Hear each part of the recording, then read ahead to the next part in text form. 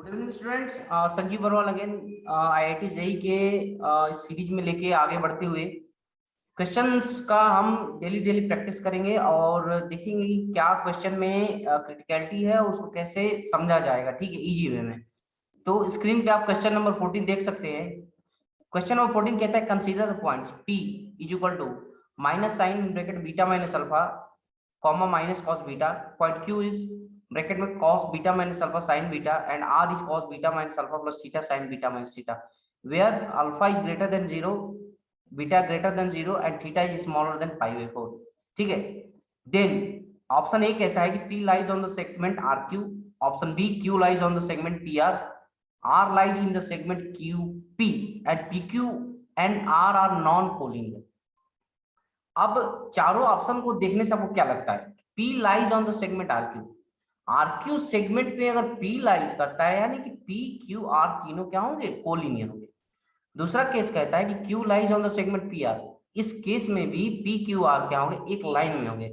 और तीसरा जो ऑप्शन C कहता है कि R lies in the segment QP, so again in case में इस केस में हमारे पास क्या P Q R क्या होंगे? एक लाइन पे लाई करेगा और P Q and R are non collinear.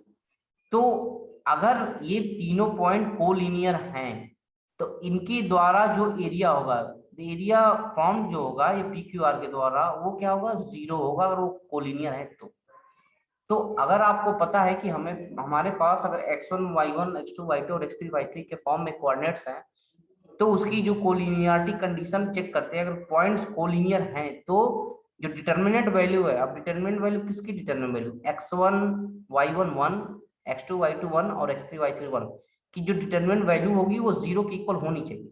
आप देख सकते हैं इसमें अगर वो जीरो हो रहा है तो वो पॉइंट क्या होंगे? कोलिनियर होंगे, नहीं तो वो नहीं होंगे। तो हम अगर चेक करते हैं पॉइंटों को रख के तो हमारे पास क्या मिलता है? आप ध्यान से देखिए, पी क्यू आर यहाँ पे लिखा हुआ है x3 y3, और ऐसे करके जब आप इसको सिंप्लीफाई करेंगे तो आप देखेंगे कि यहाँ पे देखिए ये वाला पोर्शन, इसको सॉल्व किया इन्होंने, लास्ट में सॉल्व करके क्या लाए? 2 beta minus cos beta minus alpha plus beta. ठीक है, अगर ये जीरो होगा तभी वो कोलिनियर होंगे, लेकिन hence 2b minus alpha is equal to pi beta which is impossible, क्योंकि जीरो क्या है? अल्फा ग्रेटर देन जीरो और बीटा क्या है? स्मॉलर देन पाई बाई 4 है। तो कभी ये पाई बाई 2 नहीं होगा। इस केस में वो कभी वैल्यू क्या होगी? जीरो की इक्वल नहीं होगी। तो यानी कि ये पॉइंट्स क्या होंगे? नॉन कोलिनियर होंगे। यहाँ पे समझने वाली बात है कि जब हम x1 y1 1 और x2 y2 1 और x3 y3 1 को सिंप्लीफाई कर रहे हैं, सिंप्लीफिकेशन का मतलब क्या है? अगर आप इनको अगर यहाँ से ध्यान से देखेंगे इस क्वेश्चन को, तो यहाँ पे x1 y1 1, x1 को y1 x2 y2 x3 y3 हमने लिखा, x3 cos क्या है? x3 आप देखिए cos beta minus alpha plus theta. इन्होंने इसको तोड़ के cos theta cos beta minus alpha minus sine theta sine beta minus alpha के फॉर्म में करके एक नया एक्सप्रेशन निकाला और जिसका कोएफिशिएंट इसको x2 मान लिया, इसको x1 मान लिया और कर लिया। ठीक है, ऐसे करके y3 और ऐसे करके सब चेंज करके इन्होंने दोबारा पुट किया इस एक्सप्रेशन में। अगर आप ध्यान से देखेंगे तो ठीक है, ये जो expression x1 y1 1 x2 y2 1 और उसके बाद r3 minus r1 sine theta minus r2 cos theta लगा के, ठीक है, r3 such that r3 minus r1 sine theta करके यहाँ पे इन्होंने क्या किया कि इसको इस फॉर्म में लाया। ठीक है, और डबल जीरो लाके इसके अकॉर्डिंग एक्सपेंड कर दिया। जब ये एक्सपेंड करेंगे तो बाकी क्या होगा? जीरो जीरो हो जाएगा और ये जो ये रो ये कॉलम छोड़ देंगे हम, ये रो छोड़ देंगे तो क्या बचेगा आपके पास? 1 माइनस साइन थीटा, क्योंकि ये plus minus plus minus plus, ये वाला प्लस हो जाएगा 1 minus sine theta plus cos theta x1 y2 minus x2 y2 equal to 0। अब चूंकि क्या है कि ये वैल्यू तो जीरो होगी नहीं। क्यों नहीं होगी? क्योंकि अगर आप देखेंगे एक्सप्रेशन में कि sine theta plus cos theta equal to 1 होना चाहिए, लेकिन ये कभी 1 नहीं होगा। ठीक है, तो क्योंकि क्या है? Theta greater than zero smaller than pi by 4 है, तो sign theta plus cos theta कभी 1 के इक्वल नहीं होगा, यानी कि ये जीरो होना चाहिए। अगर ये जीरो होगा फिर हम x1 की जगह x1 की वैल्यू और y2 की जगह y2 की वैल्यू पुट करेंगे तो हमारे पास क्या आएगा? cos beta minus alpha plus beta, और ये कभी जीरो नहीं होगा क्योंकि बीटा जो है क्या है, स्मॉलर देन 5/4 है, अल्फा ग्रेटर देन 0। ठीक है, तो यानी कि जो पी क्यू आर है वो क्या है, नॉन कोलिनियर है। यहाँ से तो एक बात हमें पता चल गई, ठीक है, कि ये पी क्यू आर क्या है, नॉन कोलिनियर, यानी कि ऑप्शन डी क्या होगा, ट्रू होगा। अगर ये कोलिनियर हो जाते तो ये तीनों option A B C true हो जाते, क्योंकि ये तीनों क्या है, एक ही चीज को डिनोट करें, देखिए कोलिनियरिटी ऑफ द पॉइंट्स। ठीक है, तो इस केस में क्या होता कि ए बी सी, अगर ऑप्शन ए बी सी अगर आप चेक करेंगे तो इसमें क्या होगा, तीनों जो ऑप्शन है वो कोलिनियरिटी को शो करते हैं। तो ये पॉइंट क्या होंगे, तीनों पॉइंट क्या होंगे, नॉन कोलिनियर होंगे। एक और क्वेश्चन है, देखिए आईआईटी जेई 2007 में पूछा हुआ है, ऊपर लेके चलते हैं आपको। ये बोला है कि late O 00 p 34 and q 60 be the vertices of a triangle OPQ. A point R is inside the triangle such that the triangles OPR, PQR and OQR are of equal areas, then the coordinates of R। अब ये बोला है कि एक ऐसा triangle लेते हैं जिसमें ओरिजिन उसका क्या हो, 00 हो, और एक दूसरा पॉइंट P34 पे हो और Q 60 पे हो।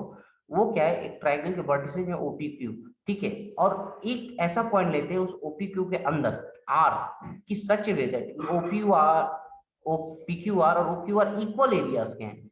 अब अगर इस टाइप का क्वेश्चन आता है, अगर एग्जाम में इस टाइप का क्वेश्चन आता है और बोलता है इक्वल एरियाज है, तो इसका मतलब ये है कि जो पॉइंट होगा उसका सेंट्रॉइड होगा। क्या होगा, सेंट्रॉइड। अब सेंट्रॉइड का मतलब है कि वो क्या है कि तीनों उसका जो कोऑर्डिनेट होगा वो सभी एक्स कोऑर्डिनेट का सम डिवाइडेड बाय 3, और वाई कोऑर्डिनेट क्या होगा, वाई कोऑर्डिनेट का सम डिवाइडेड बाय 3 होगा। ठीक है, तो अब जब इसको आप सॉल्व करेंगे तो उसका जो सेंट्रॉइड मिलेगा वो होगा 3 4 3, यानी कि जो इसका कोऑर्डिनेट्स आ जाएगा वो 3 और 4 3 आ जाएगा। ठीक है,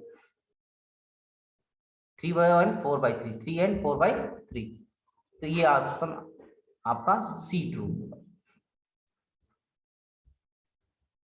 ऐसे करके कई क्वेश्चंस हैं। ठीक है,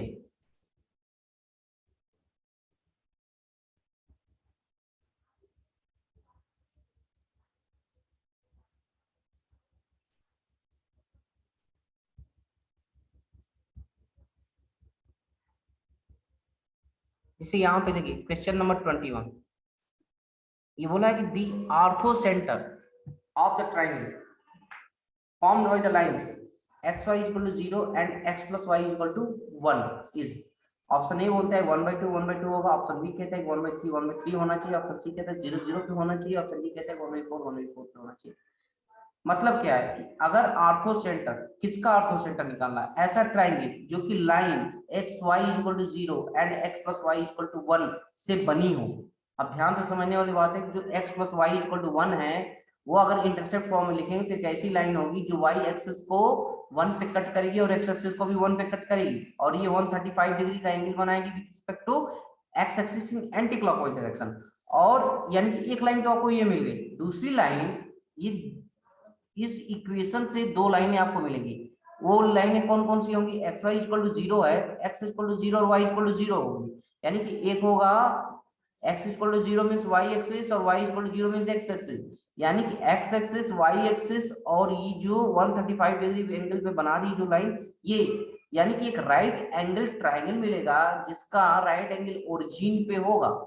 और हमें एक थ्योरम है कि जो भी ऐसा ट्राइंगल मिलता है जो राइट एंगल ट्राइंगल होता है और उसका जो ओरिजिन क्या होता है, अगर राइट एंगल पे है तो उसका ऑर्थो सेंटर भी ओरिजिन पे होगा।